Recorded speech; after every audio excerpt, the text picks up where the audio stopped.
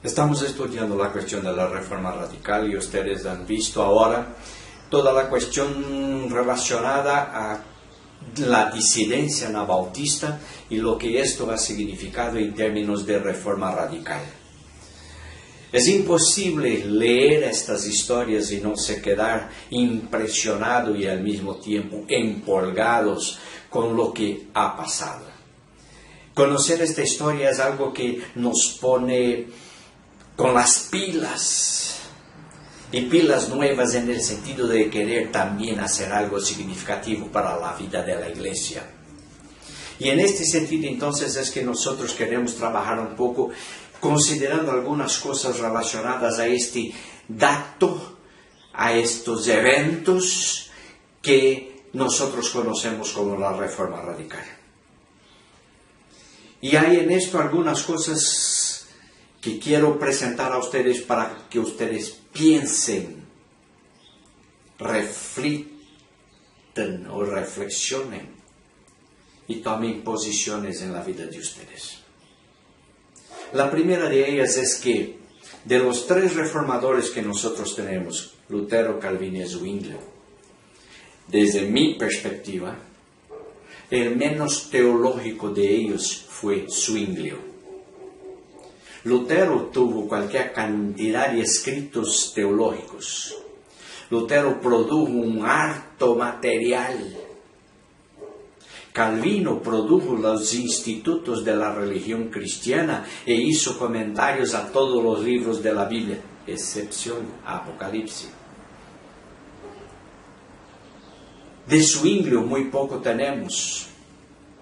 Él no produjo un compendio de teología o de su teología. Lo que más conocemos de él son sus tesis cuando fue para una disputa pública. Más que esto, de Calvino y de Lutero, no hemos percibido, no sabemos de retrocesos que han tenido en el sentido de que dijeron algo y después volvieron hacia atrás. No, ellos sí lo fueron adelante. Calvino no. Él aceptó que no era posible el bautismo de infantes y después retrocedió. Así que si nosotros desde la lógica pudiéramos pensar en algo que pudiera realmente hacer un cambio significativo como hizo la reforma radical, nosotros no íbamos a buscar esto en Zwinglio, pero íbamos a buscar esto en los discípulos de Lutero y de Calvino. Pero fue de Zwinglio en donde salió la reforma radical. Y esto para mí me hace pensar en algunos textos bíblicos y uno de ellos es: Dios escoge las cosas que no son para confundir las cosas que son. Hay un punto en que hemos tratado de que la reforma radical es la reforma de los no teólogos.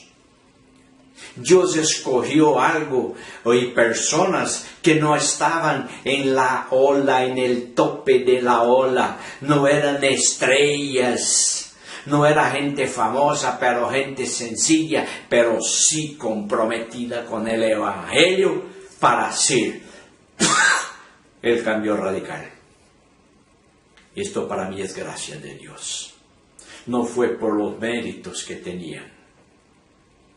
No fue por conocimiento teológico, aunque lo tenían, pero fue porque Dios quiso hacer y lo hizo. Y la reforma radical, también tanto cuanto las demás, de Lutero, Calvino y mismo de Zwinglio, fueron obras de la gracia de Dios. Quiero poner acá un otro punto ahora, y este punto es el siguiente. Lutero y Calvino defendían los sacramentos. Los sacramentos significan que cuando yo participo del bautismo o cuando yo participo de la Eucaristía o Santa Cena, hay una gracia que Dios comunica a mí por haber participado. Pero si la gracia es la acción de Dios no motivada por nada o por nadie. Es el actuar espontáneo de Dios. Cuando yo digo que por participar en el bautismo y en la Santa Cena, Dios me comunica una gracia, que me perdonen, o no entiendo bien, o hay algo acá que no cuaja. Si yo recibo una gracia porque participo, la gracia no es gracia, pero es un pagamento de Dios por algo que hice. Es una recompensa porque yo me bauticé, o es una recompensa porque yo tomé parte de la cena. Si es así, no es más gracia, pero sueldo. Entonces hay una ilogicidad interna en los argumentos en cuanto a la sacramentalidad. Porque la sacramentalidad obliga a la gracia de Dios. Y la gracia de Dios, cuando es obligada, no es gracia. Deja de ser. Pero, vamos por el otro punto. Zwinglio no aceptaba la sacramentalidad. Pero hay algo en la concepción de la sacramentalidad que nosotros debemos considerar. Si yo digo que hay una gracia comunicada cuando yo participo, es necesario que haya también una condenación para los que no participan. En la doctrina católica, si la persona muere sin ser bautizado, muere pagano y va al infierno. Calvino y Zwinglio también tenían algo así como que un castigo por no participar. No se tenía el estrechamiento de la relación con Dios por la participación en la Santa Cena, y no se ponía en el cuerpo visible de Cristo, que es la iglesia. Se ponía afuera de la iglesia. Cuando Zwinglio no acepta la sacramentalidad, él también no puede poner que no hacer trae castigo. Si no trae castigo y también no trae bendición, el bautismo es algo inocuo, que tanto hace si lo hago como tanto hace si no lo hago. Y en este sentido, entonces, en la teología zwingliana, el bautismo y la Santa Cena, ¿qué diferencia hace si participo o no participo? Porque si participo, si no participo, no soy castigado y no soy bendecido. No sería una pérdida de tiempo.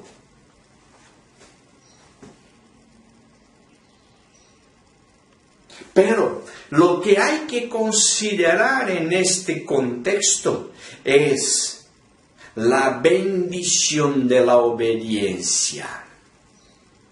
Hay un orden. Y ese orden, los primeros anabautistas entendieron que debían obedecer. Si la reforma era el retorno al pasado, buscar cómo se hacía, buscar en las Escrituras la orientación para la obediencia y el seguimiento en los caminos enseñados por Jesucristo, los primeros anabautistas también estaban diciendo esto. Tenemos que obedecer. Hay un orden, no se cuestiona. obedece. Ahora, piensen conmigo. Si el bautismo es un acto que no trae bendición y ni castigo, ¿por qué es que de una teología que niega algo al bautismo, sale un grupo que hace una reforma centrada específicamente en el bautismo? Y hace la bulla y hace la transformación que hicieron sobre un punto que en la teología zwingliana no tenía la importancia que tenía en Lutero, Calvino y en la teología católica. Es algo para pensar. ¿Por qué? Y acá quiero colocar algunas cositas. Primero, en aquel entonces, desde Constantino, en 350 más o menos, vamos a poner una fecha, la persona pasaba a ser gente, pasaba a ser ciudadano en el bautismo. Creo que ustedes ya oyeron la expresión de que en el bautismo recibió el nombre de Antonio, Juan, Pedro, sea lo que sea. El bautismo era un acto religioso, pero también un acto ciudadano, que confería a la persona la posibilidad de existencia civil. En el periodo post-Constantino, la gente para tener un cargo público debía participar de la iglesia, ser bautizado para tener esto. Entonces el bautismo tenía doble connotación, una connotación política y una connotación de ciudadanía.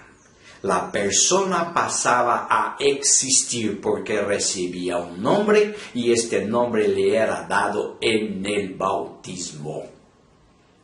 Cuando los anabautistas negaron el poder, o negaron el bautismo infantil, ellos estaban negando el poder al padre, a la madre, al rey, de decidir cosas por los niños. En otras palabras, ellos estaban diciendo, la decisión de bautizarse debe ser una decisión que uno toma en cuanto persona consciente que sabe lo que está haciendo. El papá y el rey no tienen poder de decidir esto por mí. Y cuando hacen esto, era un acto religioso, era un acto político y era un acto de ciudadanía. Negaban el poder al Estado y negaban el poder a los padres de decidir por mí.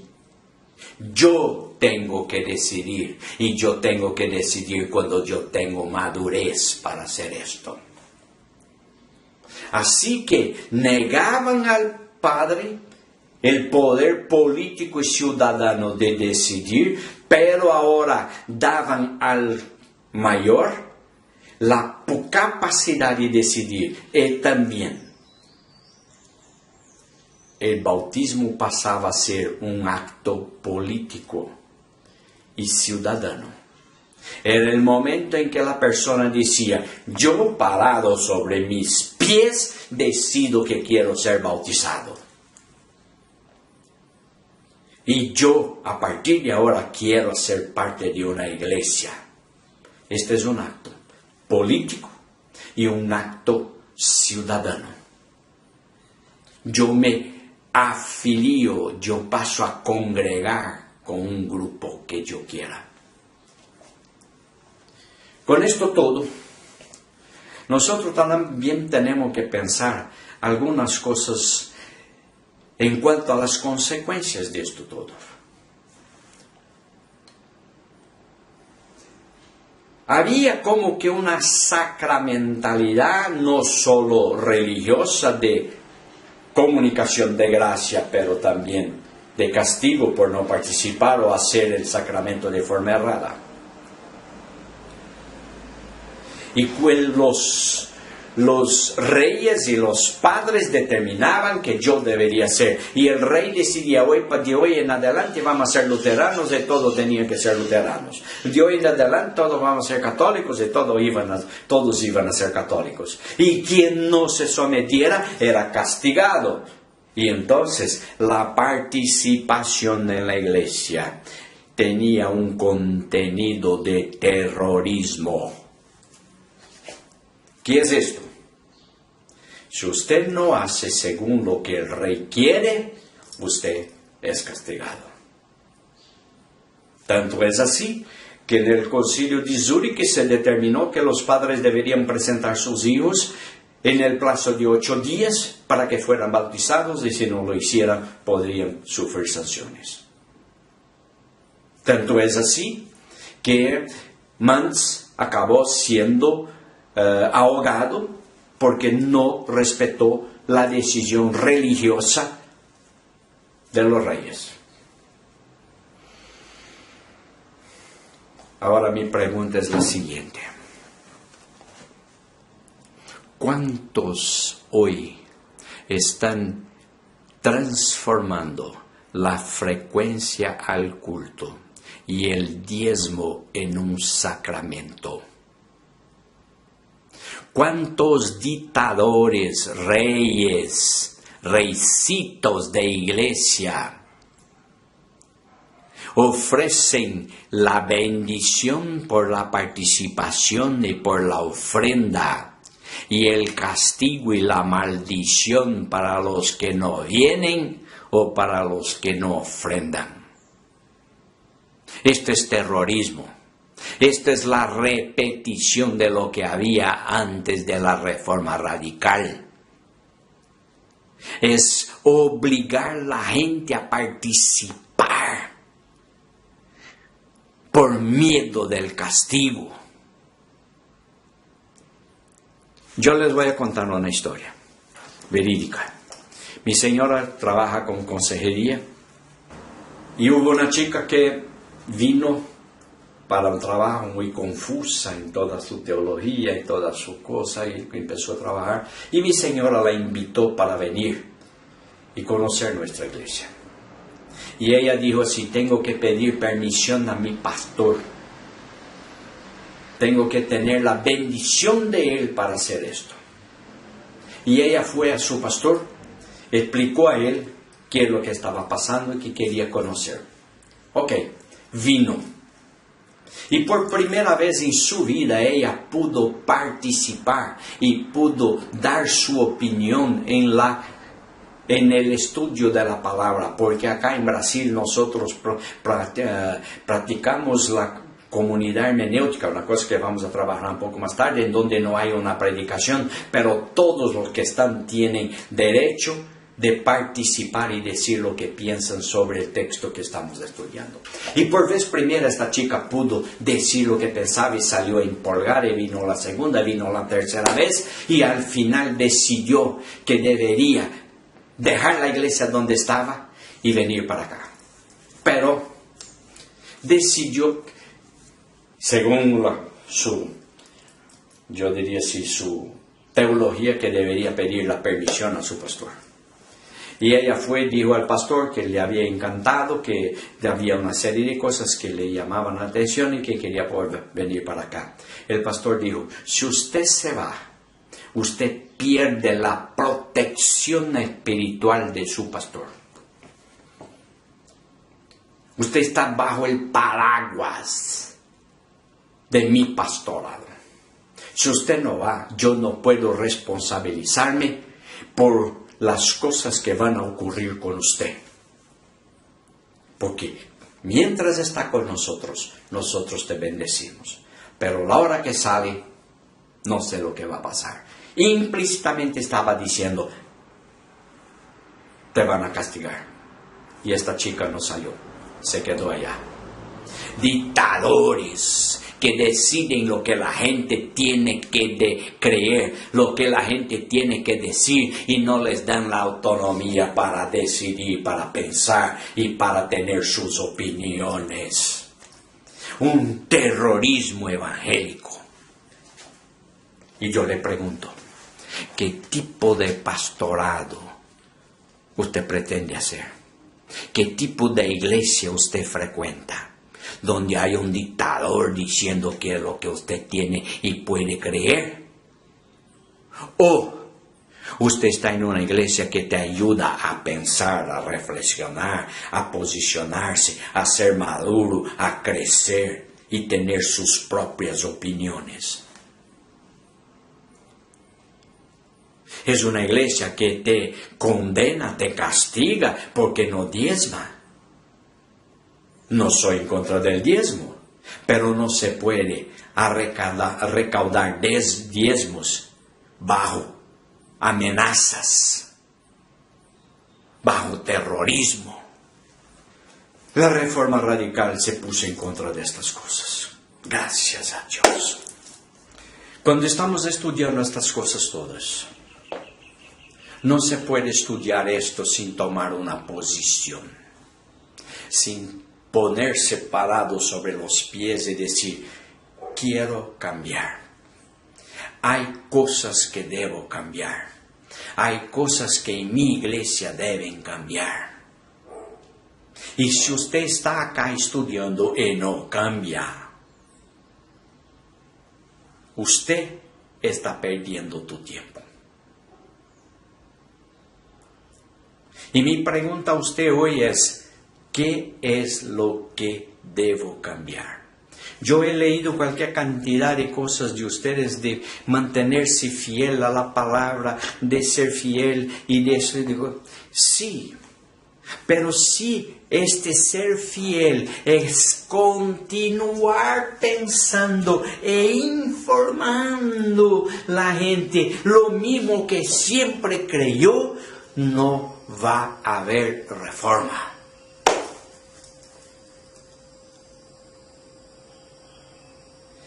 Creo que fue Einstein quien se lo dijo, pero yo ya he visto esto citado como siendo de otras autorías, más o menos lo siguiente. No hay nada más tonto que hacer siempre las mismas cosas esperando resultados diferentes.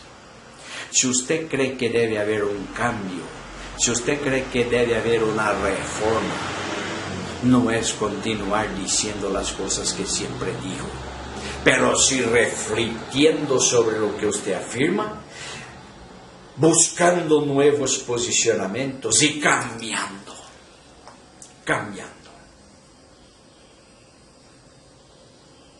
¿Qué es lo que usted ha cambiado con estos estudios? ¿Qué es lo que usted está dispuesto a hacer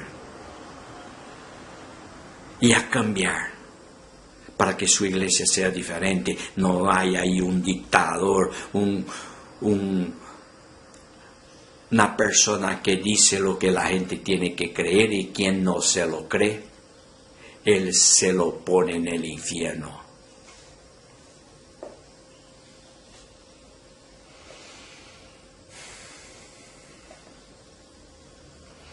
Vean, déjeme hacer otro análisis crítico en este momento.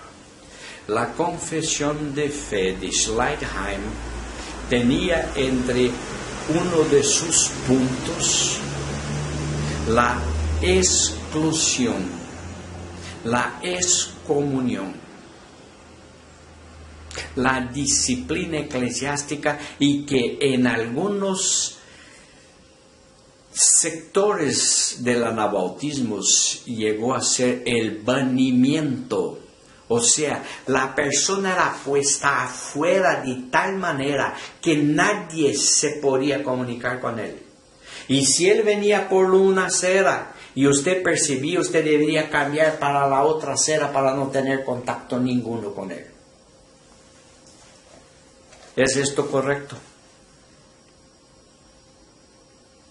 ¿Qué clase de iglesia queremos? Una iglesia que ama, una iglesia que perdona, o una iglesia que pone afuera a los que no concuerdan con nosotros. Piense, medite. No soy yo lo que tengo que decir lo que usted va a hacer, porque si no hago esto, yo estoy negando lo que estoy diciendo. Pero quiero que usted piense y tome su posición sobre esto. Y que la gracia de Dios te ilumine y te dé sabiduría. La paz del Señor para ustedes.